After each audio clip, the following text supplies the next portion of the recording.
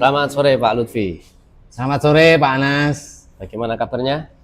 Kabarnya baik-baik saja. Oke, kita sore hari ini bertemu kembali, di mana yang kemarin itu kita sudah membahas panjang lebar terkait dengan Islam dan kapitalisme. Ya. Dan untuk saat ini kira-kira tema yang cocok itu apa sebagai terusan yang kemarin? Ya, saya akan melanjutkan terkait dengan pembahasan yang merupakan lanjutan dari yang kemarin. Itu hari ini saya punya rencana untuk membahas tentang turunnya wahyu yang pertama, yaitu surah Al-Alaq. Iqra bismi rabbikal ladzi khalaq. Oke. Dan seterusnya. Sebelum menginjak ke situ, saya kok masih ada beberapa pertanyaan terkait dengan yang kemarin itu, Islam dan kapitalis itu. Di mana kemarin itu kalau tidak salah ya, itu jenengan memberikan penjelasan panjang lebar. Oke. Di situ ada 9 kelompok. Betul. Kelompok yang paling menguasai, yang memunculkan kapitalis gitu ya. Betul. Nah, itu pertanyaan saya begini. Dari ke-9 kelompok itu, ada enggak yang paling mendominasi? Ya. Karena kelompok-kelompok besar ini secara otomatis kan tentunya pasti ada lah yang mempengaruhi dan sampai terjadi yang namanya kapitalis itu. Ya, ada. Itu 2 kelompok, yang dua suku, maksudnya 2 bani. Oh, 2 bani ya. Okay. 2 bani yang sangat berpengaruh di Mekah pada waktu itu. Bani itu adalah Bani Mahzum. Bani Mahzum ini baninya Abu Jahal. Abu Jahal ya? Ya, Abu Jahal yang terkenal sebagai musuh utama Nabi Muhammad. Ini yang sangat mendominasi ini. Kemudian yang kedua itu adalah Bani Abdus Shams.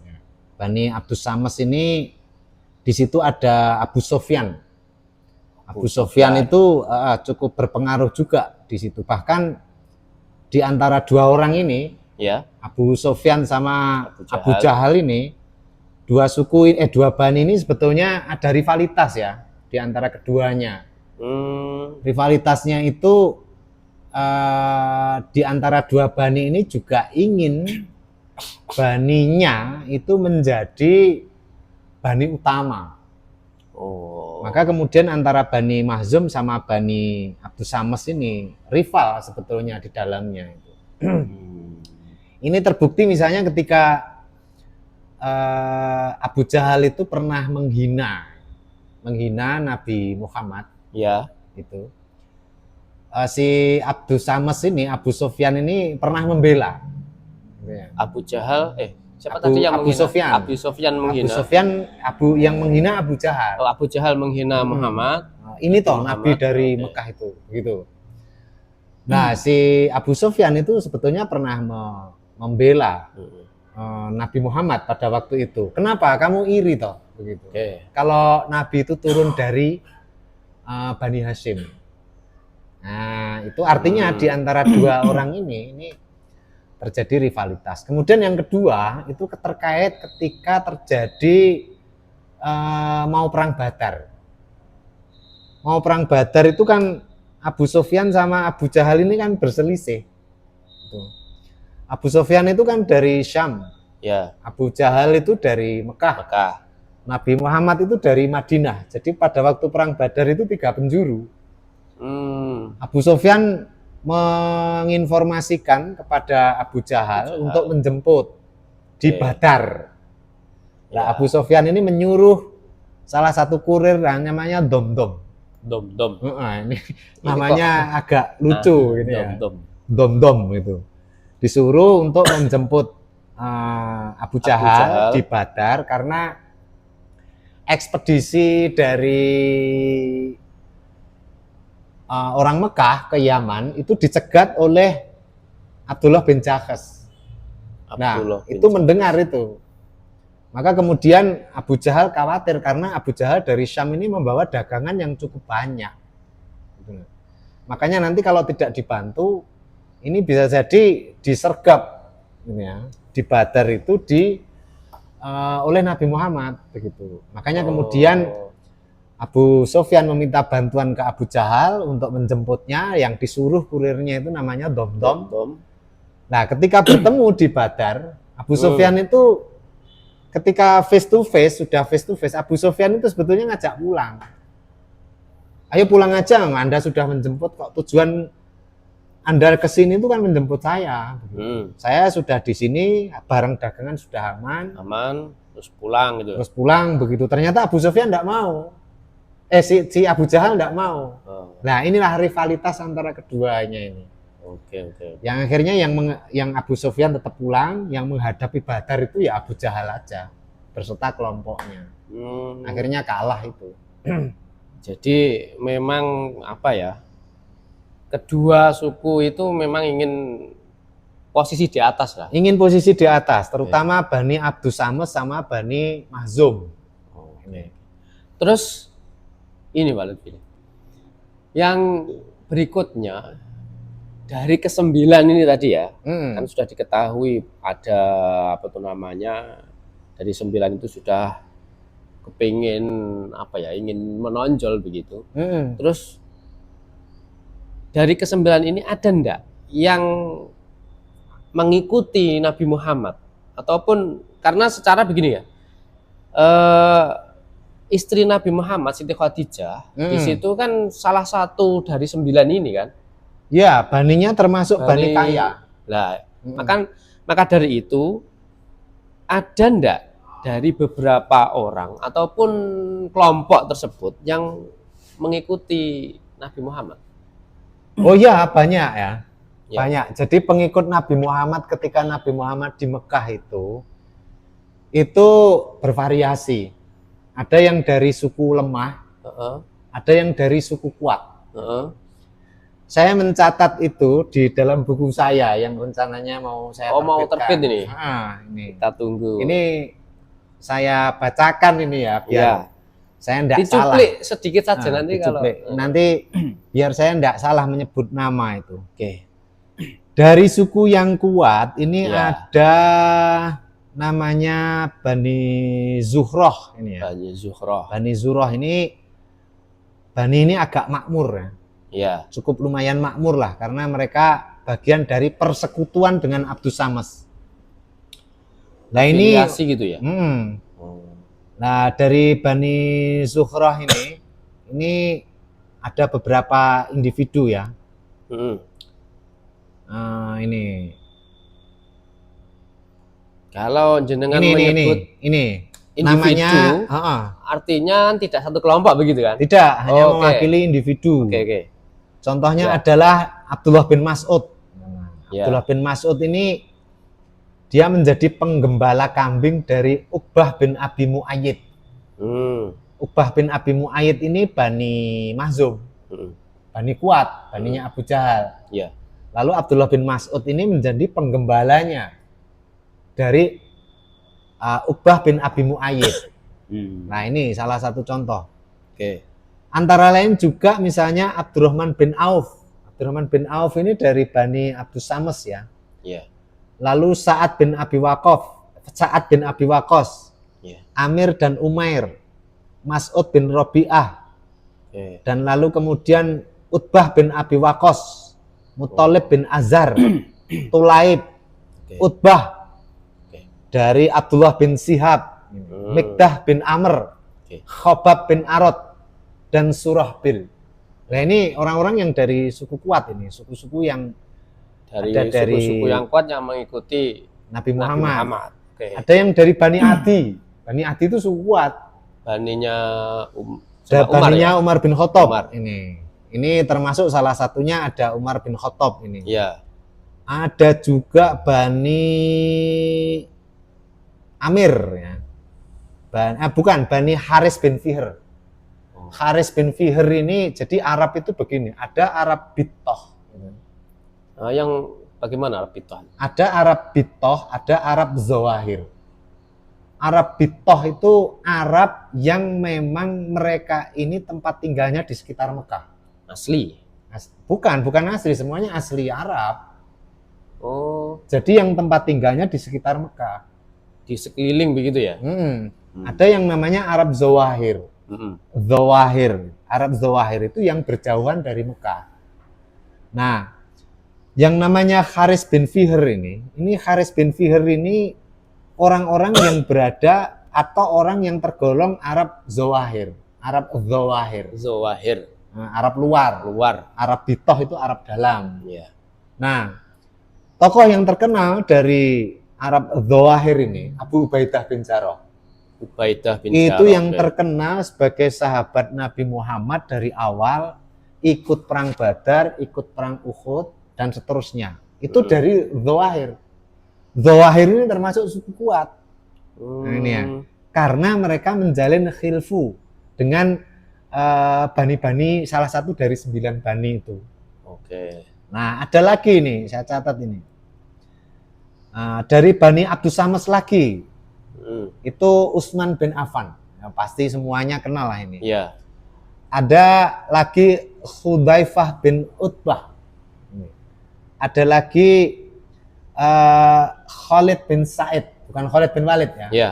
Kalau Khalid bin Walid itu dari Mughirah bin Syu'bah, itu dari Bani Mahzum. Bani Mahzum. Nah, itu.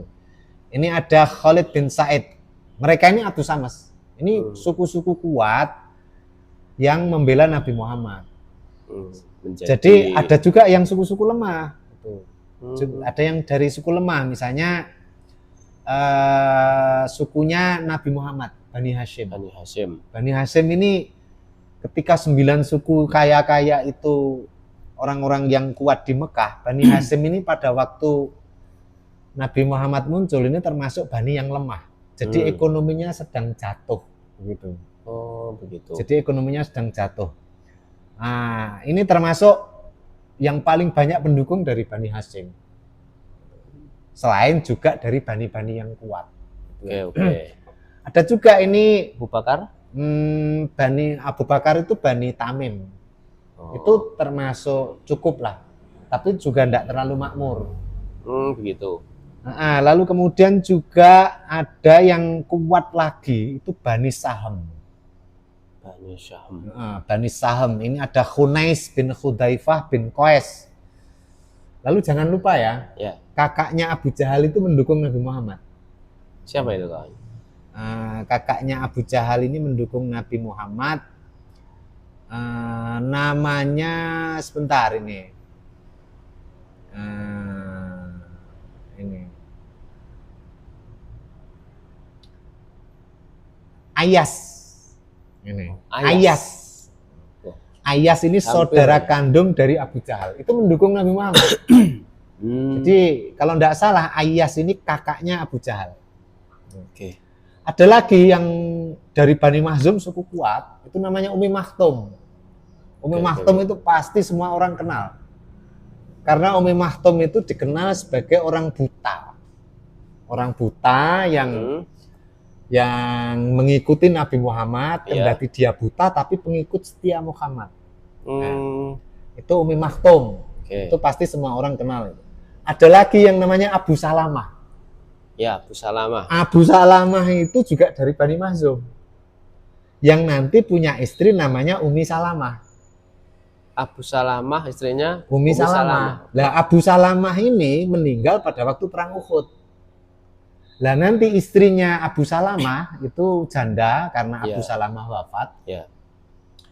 Itu kena panah kakinya yang panah beracun itu. Lalu si Umi Salamah nanti dinikahi oleh Nabi Muhammad. Nah, itu dari Bani kuat. Jadi tidak selalu pengikut Nabi Muhammad dari suku lemah. Ada banyak yang dari suku kuat. Dari campuran begitu ya? Campur begitu. Ada juga dari budak. Dari budak misalnya Bilal bin Abi Robah. Ada juga dari orang merdeka tapi lemah, tapi ikut Bani Mahzum. Namanya Ammar bin Yasir. Jadi Ammar bin Yasir itu kan dari Yaman. Dia bertiga Ammar bin Yasir sama Hudzaifah bin Yaman itu ingin mencari saudaranya di Mekah. Jangan lupa ya, di Mekah itu Anda tidak punya ikatan koalisi dengan suku kuat, nyawa Anda terancam. Jadi di sana itu harus memiliki afiliasi gitu. Akhirnya Hudzaifah bin Yaman ini menjalin khilfu dengan Bani Makhzum. Akhirnya setelah menjalin khilfu dengan Bani Makhzum diterima, cuman posisinya tidak setara dengan Bani Makhzum. Oke. Nah, itu namanya Ammar bin Yasir, Hudzaifah bin Yaman, lalu kemudian Yasir, bapaknya Ammar bin Yasir. Lah itu mengikuti Nabi Muhammad. Gitu. Makanya Ammar bin Yasir itu mengapa Abu Jahal itu berani menyiksa Ammar bin Yasir? Itu karena memang khilfunya. Oh begitu. Gitu loh. Jadi pengikut Nabi Muhammad yang bisa disiksa karena Ammar mengikuti itu ya? Nabi Muhammad itu karena mereka ini suku lemah. Gitu. Contohnya Ammar bin Yasir. Yang kedua Bilal bin Abi Robah. Ketika orang itu sukunya kuat, tidak berani menyiksa. Contohnya menyiksa Utsman bin Affan, tidak berani. Iya. Contohnya menyiksa Nabi Muhammad, tidak ada yang berani menyentuh. Iya. Gitu. Itu salah satu karena Nabi Muhammad sendiri kan selain apa itu ya, selain istrinya Siti Khadijah salah satu kan dia itu juga suku kuat, ya. Menikahi dengan suku kuat, makanya tidak berani menyentuh. Oke. Jadi nyiksa gitu ya, nyiksa seperti Bilal itu dikasih besi di atas ubun-ubunnya, lalu kemudian si Ammar bin Yasir itu dihukum dengan ditidurkan di atas bara api. Si siapa itu tadi? Ammar bin Yasir. Ammar bin Yasir. Oh. Lalu kemudian ibunya Sumayyah. Sumayyah itu disiksa dengan cara di apa ya? Dipenteng itu apa bahasa Indonesianya dipenteng itu? Yes, dipenteng gitu aja. Ya, dipenteng di tengah panas terik matahari. Itu mengapa kok berani begitu? Karena sukunya lemah. Dan bagian dari khilfunya. Yang tidak bagian dari khilfunya tidak berani nyiksa. Artinya dilindungi ya? Terlindungi gitu lah. Enggak, karena waktu itu membunuh anggota suku atau mencederai salah satu anggota suku, itu satu suku itu bisa bergerak semua. Jadi istilahnya mental korsa lah. Anda tahu enggak mental korsa itu? Artinya saling melindungi satu dengan yang lainnya. Ya, itu anggota suku itu. Oke. Makanya berani nyiksanya ya satu sukunya. Tapi yang khusus yang lemah. Contohnya Ammar bin Yasir. Oke. Itu. Oke, Pak Lutfi. Terus gini. Tadi kan sudah dijelaskan panjang lebar begitu ya. Tapi ketika muncul kapitalisme itu sudah merajalela begitu. Nabi itu kan sedih gitu ya. Karena posisi Nabi kok sedih itu nyapo yo, padahal dia salah satu dari tokoh suku kuat. Ya. Karena dijelaskan pula, jenengan kan ngomong memiliki suku yang lemah, Bani Hashim tadi. Nah, di situ kan posisi Nabi kan galau ini. Ya. Ya, benar ya, galau kan, karena di posisi yang tengah-tengah. Nah, galaunya ini yang kemungkinan akan kita bahas di kesempatan kali ini terkait dengan apa yang jenengan sampaikan tadi, yaitu wahyu begitu. Nah, di sini yang ingin saya tanyakan, seberapa lama Nabi itu galau dan bertahanus begitu di Gua Hira begitu? Iya. Jadi begini loh. Galaunya itu bukan kok galau di tengah-tengah gitu. Gimana? Galaunya itu suku kuat sama suku lemah ini kan satu kakek. Ya. Yaitu dari Qusay bin Kilab. Jadi mereka ini sebetulnya saudara-saudara. Oh, begitu. Satu mbah. Mbahnya yaitu terpusat di Qusay bin Kilab. Ya. Jadi Qusay bin Kilab itu punya anak namanya Abdul Manaf. Abdul Manaf ini lalu kemudian terpecah menjadi tiga kan, ada Abdul Dar, lalu kemudian Abdul Manaf itu, lalu kemudian ke Zuhroh itu. Nah, Anehnya 9 suku kuat yang kita sebut sebagai kelompok kapitalis itu dari Bani Abduddar ini. Oh, dari begitu. Bani Abduddar menurunkan Abdus Samas lalu Mahzum itu. Nah ini yang kuat. Sementara yang lemah itu dari Hasyim ini, dari dari Bani Abdul Manaf ini. Oh begitu.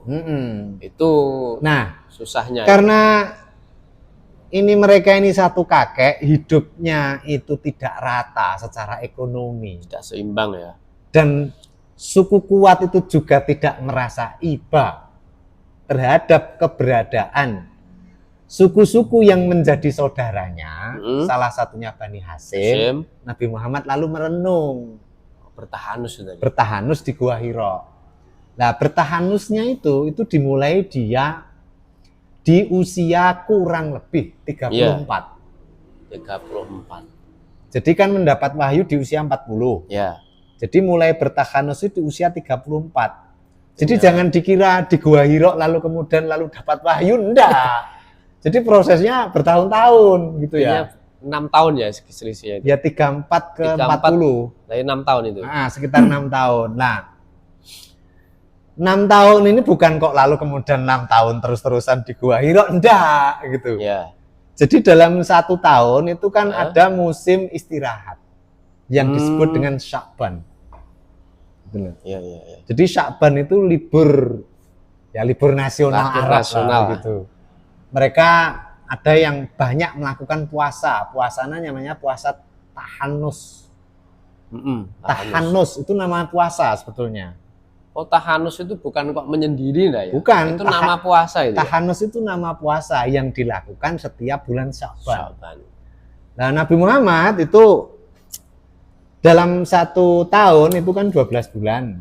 12 bulan itu diambil 1 bulan itu untuk bertahanus, merenung. Merenungnya itu karena melihat saudara-saudaranya itu hidupnya tidak seimbang, sementara yang kuat itu sedikit pun tidak merasa iba terhadap suku yang lemah. Sementara Nabi Muhammad memang benar dari suku yang menikah dengan Khadijah dia menjadi kaya. Cuman ketika dia mau memberikan apa yang dia punya, itu tidak cukup mengatasi persoalan. Karena banyaknya yang lemah itu ya. Makanya bertahanus dia di Gua Hira di usia 34 per tahun, berarti terhitung sampai usia 40 itu yang ke-6 kali. Nah, yang ke-6 kali yang di terakhir itulah kemudian Nabi Muhammad itu mendapatkan wahyu, yaitu surat Al-Alaq itu. Selama bertahanus itu menyendiri gitu kan, kalau bahasa kita yang kita pahami itu. Di situ ada enggak Nabi Muhammad itu melakukan sesuatu kegiatan, misal wiridan, nyapo, apa gimana, atau memang diam saja, atau memang berpikir begitu? Berpikir enggak, wiridan apa? La ilaha illallah belum turun. Iya. Tahajud juga belum turun. Artinya kesendirian Rasulullah ini ya berpikir.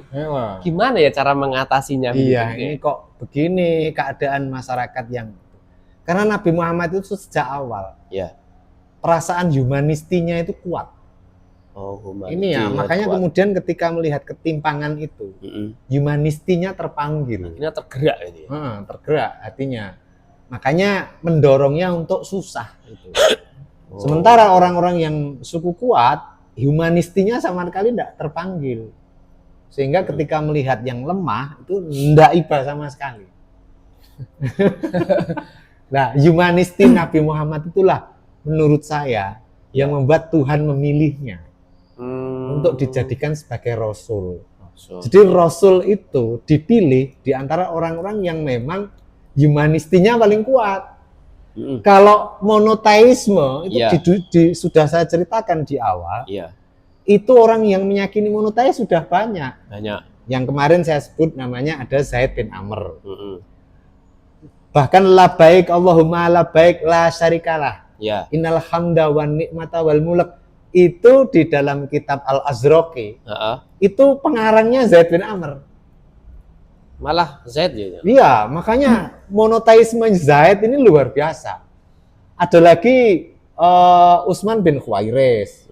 Ada lagi sebetulnya kalau dihitung waktu, Warokoh bin Naufal itu juga monoteis karena dia penganut Kristen Ebionit. Cuman para penganut monoteis ini hanya berhenti pada tingkat bermonoteis saja, humanistinya enggak ada. Oh begitu. Jadi sosialnya enggak ada gitu lah. Ya perasaan humanisti lah, mungkin saya menyebutnya lebih ke humanisti begitu. Gitu. Nah, di antara mereka Nabi Muhammad itu humanistinya kuat, sangat tinggi. Karena sebelum dia diangkat menjadi nabi, ada beberapa sisi-sisi kebiasaan diceritakan di dalam kitab Ibnu Katsir itu, Al-Bidayah wa Nihayah itu, di jilid yang kedua. Itu Nabi Muhammad punya kebiasaan memberi makan orang miskin. Punya kebiasaan juga memberi pekerjaan orang yang menganggur.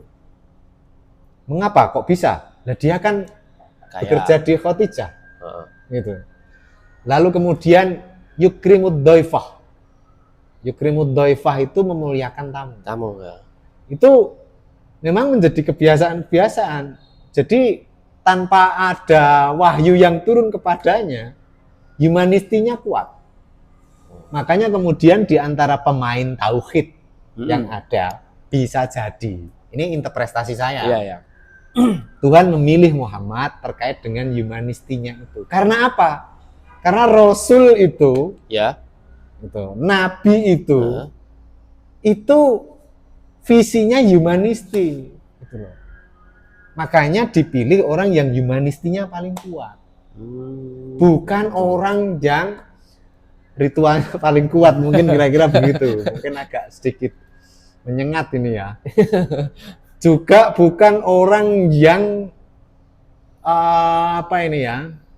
konsep ketuhannya paling tauhid, tidak. Tapi panggilan humanistinya. Itu yang menurut saya Muhammad itu paling super di situ dia.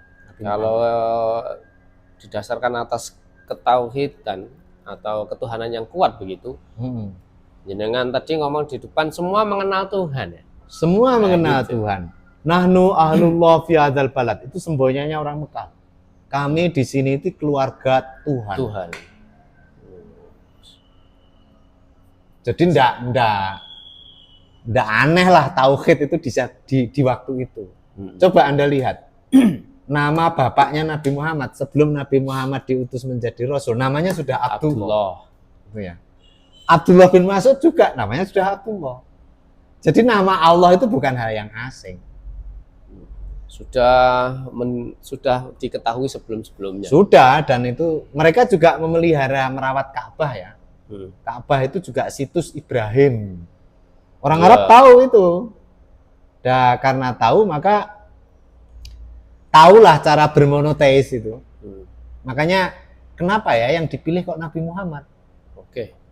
Salah satunya interpretasi yang bisa saya berikan itu karena orang yang paling humanis di antara para orang Arab bisa jadi hanya Muhammad. Garis bawah adalah orang yang paling humanis. Terus begini, bagaimana gambaran turunnya wahyu itu dari malaikat Jibril ke Nabi Muhammad ini seperti apa? Nah, moro-moro turun jelek, apa moro-moro ada celing begitu? Ya, ini berarti kita sudah masuk tahap Nabi Muhammad usia 40 tahun ini. Proses turunnya gitu. Setelah dia 40 tahun di Gua Hira, gitu kan. Kok 40 tahun? Setelah usia 40 di Gua Hira. Gitu. Ini kan ceritanya ini dalam cerita-cerita sirah. Itu pada suatu malam malaikat Jibril itu datang. Kan begitu. Lalu Iqra bismi rabbikal ladzi khalaq sambil mendekap. Gitu kan? Lalu Nabi Muhammad menjawab, ma ana biqori'in. Ada yang mengartikan apa yang saya baca. Ada yang mengartikan ma ana biqori'in tidaklah. Jadi ma-nya manafi. Yang tidaklah pertama, gitu ya? Tidaklah saya orang yang bisa membaca. Jadi banyak ilmuwan berdebat, ini manafi atau ma istifham. Gitu. Oke lah, itu di antara dua perdebatan itu. Saya tidak ingin mencampuri perdebatan itu. Cuman Iya. saya punya logika sendiri. Logika saya Oke. begini. Bagaimana ini? Kayaknya menarik ini. Ketika malaikat Jibril datang itu, Mm-mm. misalnya malaikat Jibril itu datang Iya. dalam bentuk sosok begitu, Ah, itu menyuruh Nabi Muhammad Iqra bismi rabbikal ladzi khalaq. ah. Lalu ada hadis yang mengatakan ma'ana biqori'in, itu manya manafi, Manafi. itu artinya saya tidak bisa membaca jika kita mengikuti riwayat itu. Mm-mm. Pertanyaannya adalah, apakah ketika malaikat Jibril datang ke Nabi Muhammad itu sedang membawa teks? Mm-mm. Misalnya begini nih, Ya. Anda Muhammad ya? Muhammad Iqra gitu. Ma'ana biqori'in, pantas karena Nabi Muhammad mungkin tidak bisa membaca. Karena malaikat Jibril bawa HP. Ya. Bawa teks gitu ya, bawa teks gitu. Ah. Bisa jadi ma'ana biqori'in. Pertanyaannya, apa malaikat gambarannya seperti ini? Kalau gambarannya seperti ini, ma'ana biqori'in pantas. Begitu loh. Nah, saya menduga tidak seperti itu prosesnya. Ya. Bagaimana ini? Nah, prosesnya adalah di dalam ayat Al-Qur'an itu, saya lupa itu. Ada satu kalimat Al-Qur'an itu menyatakan begini. Wa nunazzilu bihi ala qalbika. Wa nunazzilu bihi ala qalbika. Mm-mm. Oke. Kami menurunkan bihi kelawan Al-Qur'an ala qalbika di hatimu. Jadi turunnya Al-Qur'an itu di hati. Begitu ya. Turunnya Al-Qur'an itu di hati. Nah, kaifiyahnya bagaimana turunnya di hati, tidak ada orang yang bisa mengakses. Karena sesuatu yang turun di hati begitu, Ya. gimana nelitinya kan tidak tahu. Tidak bisa mengaksesnya ya. Tidak bisa mengakses itu. Makanya kemudian orang yang percaya itu namanya mukmin. Gitu. Oke. Oke, turun di hatimu, saya Oke. percaya. Lah ini mukmin. Oke. Gitu ya. Nah, wa nunazzilu biha ala qalbika litakuna minal munzirin, agar kau menjadi orang yang memberi peringatan. Ini mengindikasikan bahwa turunnya Al-Qur'an itu di hati Nabi Muhammad. Bila kaifiatin, tidak ada orang yang tahu caranya. Prosesnya sudah diketahui ya. Jadi saya menggambarkannya agar lebih enak difahami begini loh. Ini misalnya HP saya ada Bluetooth, ente ada Bluetooth, gitu kan? Lalu kemudian saya mengirim Anda via Bluetooth. Tiba-tiba ada di HP Anda. Teks, apa yang menjadi isi HP saya. Nah, bagaimana tiba di situ? Itu kan tidak ada orang yang tahu. Gitu. Tiba-tiba begitu. Gitu. Sama juga di dalam hal ini, wa nunazzilu bihi ala qalbika, dari Tuhan ke Nabi Muhammad itu bila kaifiatin, caranya tidak ada yang mengetahui. Lalu kemudian Nabi Muhammad melafatkan bilisanin Arabiyyin. Lafat dari apa yang dia terima secara qalbika itu dilafatkan bilisanin Arabiyyin sesuai dengan bahasa kaumnya. Nah, karena kaumnya itu berbahasa Arab, maka kemudian lafadznya yang diucapkan oleh Nabi itu adalah berbahasa Arab. Kalau yang turun kepada Allah, kepada Nabi Muhammad, dari Allah ke Muhammad, itu bila sautin bila harfin, tanpa suara, tanpa huruf. Karena kalamullah itu kalau ada suara dan ada hurufnya, maka Allah tidak mukhalafatul lil hawadisi. Gitu loh. Makanya ya kita tidak tahu ya, seret gitu, paham begitu. Lalu kemudian Nabi Muhammad melafatkan apa yang menjadi kalamullah yang tiba di hatinya itu. Nah, ketika dikalamkan, ini berupa kalam bahasa Arab itu. Yang ini sudah bisautin wa biharfin. Ada suara, ada hurufnya, bisa ditulis maksudnya. Wujudnya Iqra itu tadi. Wujudnya Iqra itu. Nah, ketika sudah bisa ditulis, maka kemudian banyak komentar terkait hal ini.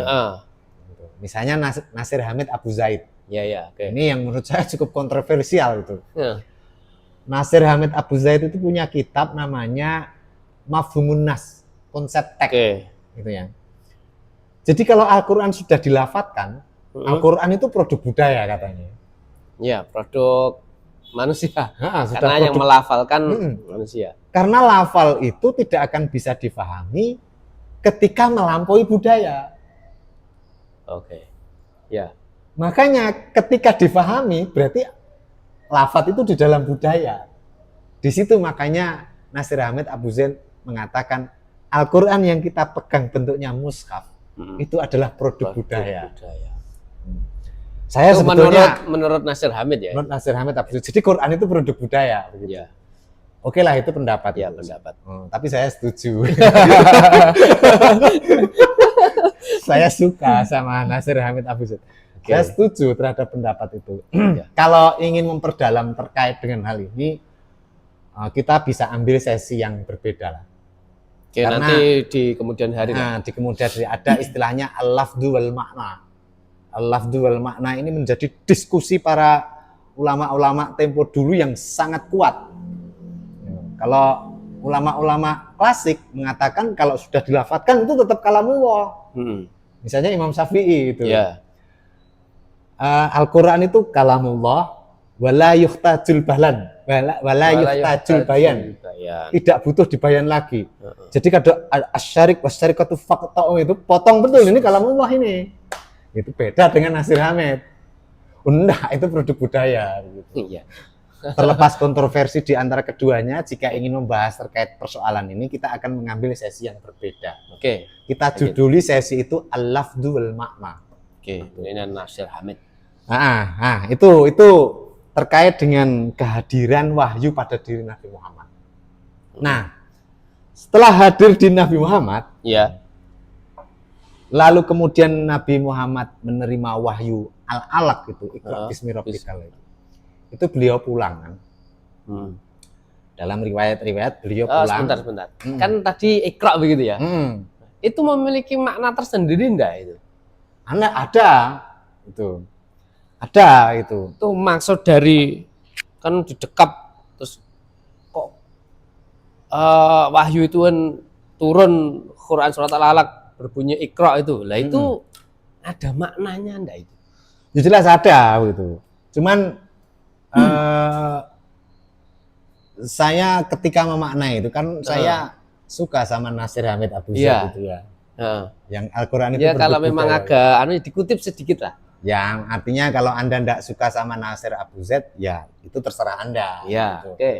Karena keyakinan orang berbeda-beda. Karena yang kita ketahui makna Iqra itu kan bacalah. Bacalah. Dan gitu. Jenengan tadi kan ngomong kalau bacalah kan secara otomatis malaikat membawa teks. Nah ini kan enggak. Ya enggak. Gitu masa malaikat Jibril dari langit ada, Muhammad. Otong-otong teks. Gitu. Enggak mungkin. Maka dari itu maknanya apa? Maknanya begitu. Saya tidak menafsir Hamid, tapi saya melihat kosakata Iqra itu, Qara'a itu. Qara'a itu memang maknanya membaca. Iqra itu maknanya memang bacalah. Cuman gitu loh. Ketika saya membaca satu kamus yang menurut saya kamus ini bisa dijadikan pertimbangan untuk memaknai. Saya katakan ya. Bisa dijadikan pertimbangan untuk memaknai. Artinya saya sempat cenderung terhadap makna di kamus ini. Kamus ini ditulis oleh Hans Wehr. Hans Wehr. Hans Wehr itu Arabic English Dictionary. Itu judul kamusnya. Mengapa saya agak percaya? Karena klaimnya Hans Wehr ini neliti bahasa Arab itu 20 tahun. Itu lama juga. Klaimnya. Iya. Makanya kemudian saya sempat memperhatikan makna-makna yang ada di dalam Iqra di kamus ini. Nah, maknanya ini ternyata di dalam Iqra ini menurut Hans Wehr itu. Itu kosakata pertama yang muncul. Itu bukan to read, bukan membaca. Tapi to proclaim. To proclaim. Proklamir gitu. Proklamirkan. Proklamirkan gitu. To proclaim. Umumkan. atau proclaim, umumkan begitu. Iqra bismi rabbikal ladzi khalaq begitu. Ya. Umumkan atas nama Tuhanmu. Gitu. Ya. Yang diumumkan apa? Umumkan kepada orang bahwa dirimu pada hari ini saya angkat menjadi nabi. Pada saat itu ya. Nah, bismi rabb, atas nama Tuhanmu. Oh. Nah, begitu. Ya. Jadi proklamirkan atas nama Tuhanmu, gitu lah. Proklamirkan apa? Proklamirkan dirimu menjadi seorang agennya, utusannya, begitu. Nah, kan setelah itu pulang ini, kami pulang, ndak segera mengumumkan Nabi Muhammad itu. Bingung. Bingung. Ada banyak riwayat ya. Ada yang sampai 40 hari. Bingungnya itu. Ada yang berapa itu? 18 bulan atau berapa? 8 bulan atau gimana, Pak? Saya lupa. Yang saya ingat itu, yang saya ingat itu 40 hari. 40 dalam hari. Beberapa riwayat. Jadi 1 bulan lebih 10 hari. Di dalam jangka waktu 40 hari ini, Nabi Muhammad ini kan salah satunya pergi ke salah satu pamannya Siti Khadijah, namanya Warokoh bin Naufal. Warokoh bin Naufal. Ya. Pergi ke sana, lalu kemudian ingin memaknai, ini maknanya ini apa begitu? Karena Warokoh ini penulis wahyu. Ya. Dari bahasa Ibrani ke bahasa Arab. Penulis wahyu Warokoh ini. Maka Warokoh bisa menjawab, hadza an-namus alladzi yanzilu ala Musa, gitu kira-kira teksnya. Itu adalah an-namus yang turun. Namus itu sebetulnya istilah yang menurut saya hampir mirip dengan logos. Nomos.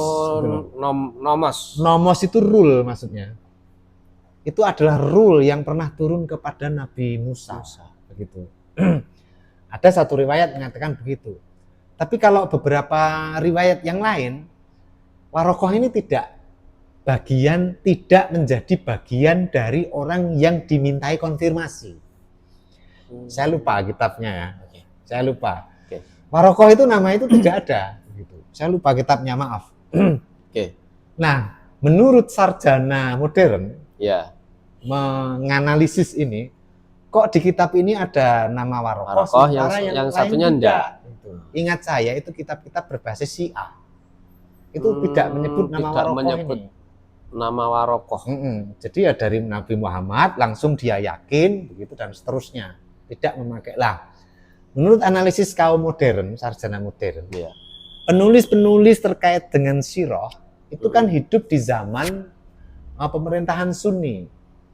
Nah, begitu, hidup di masa pemerintahan Sunni, dan pemerintahan Sunni yang ada pada waktu itu banyak bertempat di wilayah daerah-daerah Kristen. Misalnya di wilayah di Bani Umayyah, itu di Damaskus, itu wilayah Kristiani. Lalu kemudian Abbasiyah itu di Baghdad, itu juga wilayah Persia dulunya, yang itu banyak juga di situ orang-orang yang agamanya Kristen itu ya. Makanya kemudian analisis kaum sejarawan modern mengatakan mereka kaum sejarawan sirah menyebut nama Warokoh ini untuk menegaskan, ini loh orang Kristen aja mengakui Nabi Muhammad. Gitu loh. Ini analisis ya. Analisa, oke. Jangan lupa ini analisis. Saya kalau mengatakan analisis, kalau mengatakan data ya data. Jadi ada perbedaan antara data dengan analisis, gitu. Atau dengan interpretasi. Nah, Muhammad pulang ini ke rumah, lalu kemudian tidak segera mengklaim, memproklamirkan dirinya sebagai seorang nabi. Pada waktu itu Nabi Muhammad sedang tidur berselimut, ya. Dipanggil oleh Tuhan, ya ayyuhal mudassir, kum, fa'angzir, segera berdiri. Fa'angzir, segera beri peringatan. Segera yang beri peringatan, yang diperingatkan siapa? Yang diberi peringatan adalah kelompok 9 suku yang kuat itu. Apa yang diberikan peringatan kepada mereka? Sedikit pun mereka tidak merasa iba terhadap kaum-kaum yang lemah itu. Nah, begitu prosesnya kurang lebih wahyunya itu. Artinya kapitalis ini selama Nabi masih belum mendapatkan wahyu itu sudah lama melekat pada 9 kelompok itu. Makanya kalau begini ini kan relate dengan kegelisahan Nabi di awal. Ini bagaimana sih saudara-saudara ini? Mereka ini satu keturunan dari Qusay bin Kilab. Satu nenek moyang. Tapi mereka ini satu sama lain ketimpangan ekonominya cukup tajam, tapi enggak satu pun merasa iba. Begitu. Makanya dengan adanya dia setelah diangkat menjadi nabi, Iqra bismi rabbikal ladzi khalaq itu. Cuman Nabi Muhammad tidak segera mengumumkan dirinya, maka kum fa'anzir. Segera beri peringatan itu. Kamu adalah agen saya. Nah, kurang lebih begitulah. Oke. Jadi kamu memperingatkan mereka itu bukan atas nama sukumu, tapi atas nama Tuhan. Atas nama Tuhan. Ini gue nih yang jadi taruhan ini. Segera. Mereka katanya mengklaim keluarga Allah. Kalau begitu saya yang ngutus kamu peringatkan dia. Kurang lebih begitulah. Oke. Kayak ini menarik ini. Ini kita teruskan atau kita?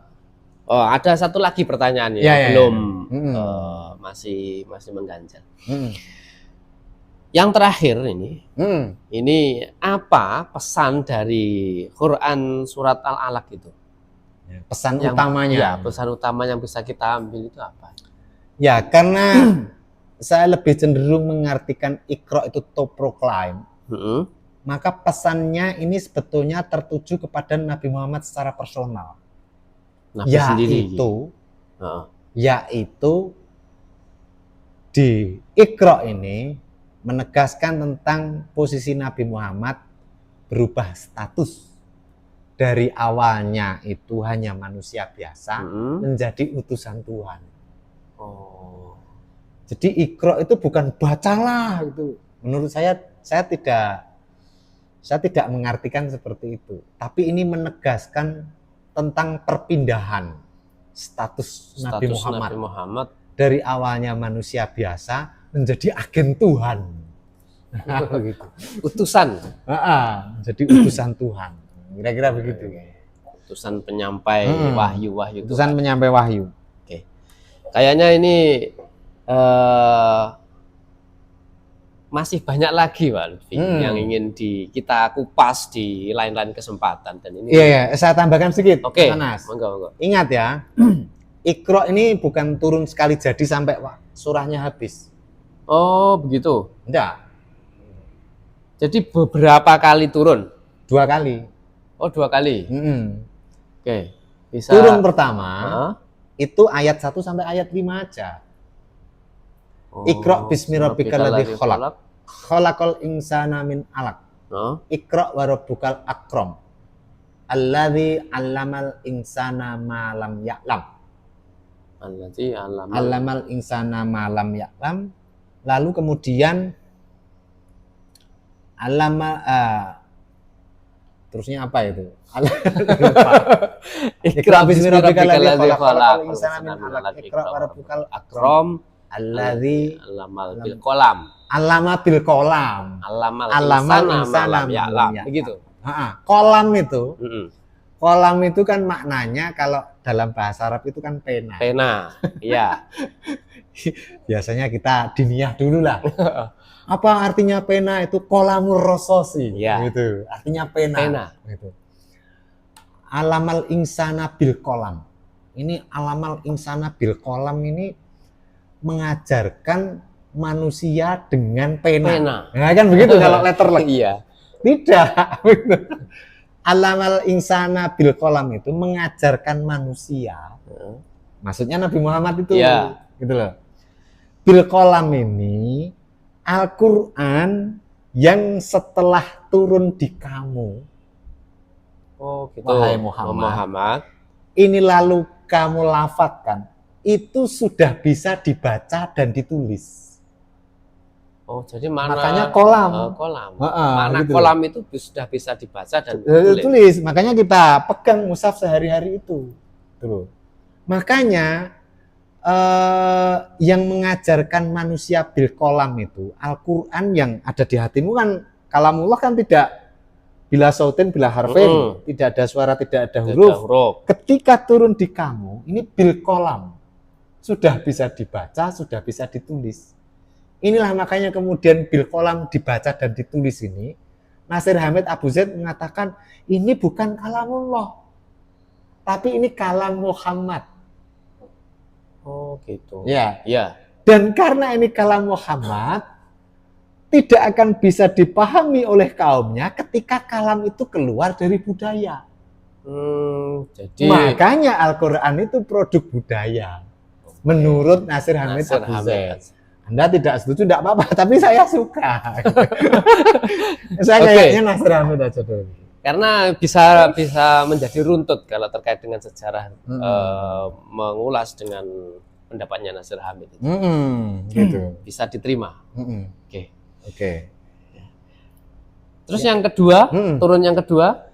Turun yang kedua, ini kalau saya membaca kitabnya Fahmul Quranil Hakim Hasba Tartibin Nuzul di jilid yang pertama, itu turun yang kedua itu 5 tahun setelah kenabian Muhammad. 5 tahun setelah kenabian, berarti usia 45. Tepatnya tahun 615 Masehi. Lama ya jedanya? Jedanya lama. Gitu. Jadi surat 1 sampai 5, setelah itu Mudasir dulu. Mudasir terus bla bla bla bla bla bla sampai 5 tahun, baru kemudian innal insana layatgha. Oh, begitu. Terusnya ayat yang ke-6 itu. Itu ada pesannya ya? Ada, nanti kita bahas tersendiri. Kita membahas yang 1 sampai 5 dulu. Oke. Kayaknya saya berpikir bahwasanya Allah itu menciptakan di Quran surat di Quran surat ini Al-Quran itu makna khalifah itu kok tertuju kepada Muhammad. Itu mungkin bisa diceritakan lain waktu atau ceritakan lain waktu, karena begini, ini ja'ilun fil ardi khalifah itu kan ayat Madaniyah. Iya. Ini dan kita ini masih Makkiyah. Mekah. Itu kita bahas pelan-pelan nanti ke sana nanti.